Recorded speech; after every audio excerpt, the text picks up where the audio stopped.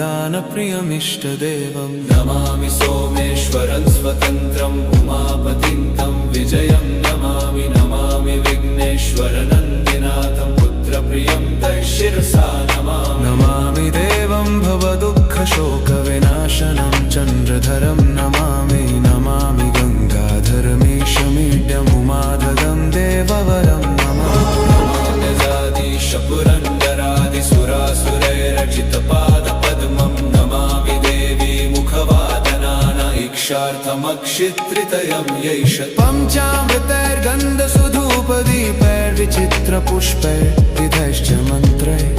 अन्नप्रकारैः सकलोपचारैः